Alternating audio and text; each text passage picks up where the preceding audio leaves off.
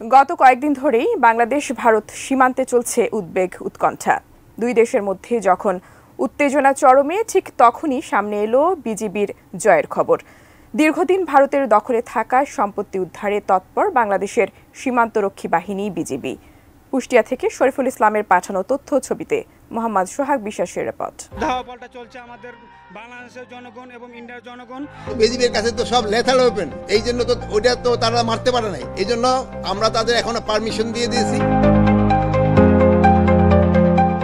18 জানুয়ারি শনিবার দুপুর বেশ কিছু ভারতীয়রা বিএসএফ এর সহায়তায় বাংলাদেশের চাঁপাইনবাবগঞ্জের শিবগঞ্জ উপজেলার চৌকা সীমান্তে প্রবেশ করে গাছ কেটে নিয়ে যাচ্ছিল।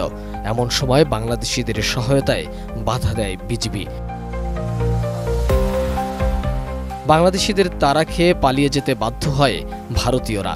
তবে যাওয়ার সময় বাংলাদেশিদের লক্ষ্য করে সাউন্ড গ্রেনেড ও টিয়ারশেল নিক্ষেপ করে বিএসএফ। এই ঘটনায় বেশ কয়েকজন বাংলাদেশি আহতও হয়েছিল।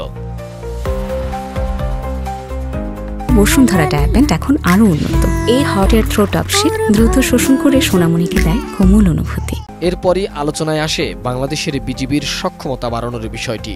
অবশেষে অবৈধ অনুপ্রবেশ ও চোরাচালান রোধে সাউন্ড গ্রেনেড ও টিয়ারশেল কেনা এবং ব্যবহারের অনুমতি পেয়েছে বর্ডার গার্ড বাংলাদেশ বিজিবি। সোমবার স্বরাষ্ট্র মন্ত্রণালয়ের উপদেষ্টা পরিষদের বৈঠকে এই অনুমোদন দেয়া হয়। বর্ডারে আমরা সব সময় লেথাল ওয়েপনই দেওয়া ছিল। এ বিষয়ে ব্রিফিংয়ে স্বরাষ্ট্র উপদেষ্টা অবসরপ্রাপ্ত লেফটেন্যান্ট জেনারেল মোহাম্মদ জাহাঙ্গীর আলম চৌধুরী বলেছেন, সীমান্তে সবসময় লেথাল ওয়েপেন বা প্রাণঘাতী অস্ত্র দেয়া ছিল, তবে বিজিবির কাছে সাউন্ড গ্রেনেড ও টিয়ারশেল নেই। তারা সাউন্ড গ্রেনেড মারে নাই বা কেন টিয়ারশেল মারে নাই, এইগুলি তো বিজিবির কাছে নাই। স্বরাষ্ট্র উপদেষ্টা আরও বলেন, অনেক সময় প্রশ্ন ওঠে বিজিবি কেন টিয়ারশেল মারেনি, সাউন্ড গ্রেনেড মারেনি।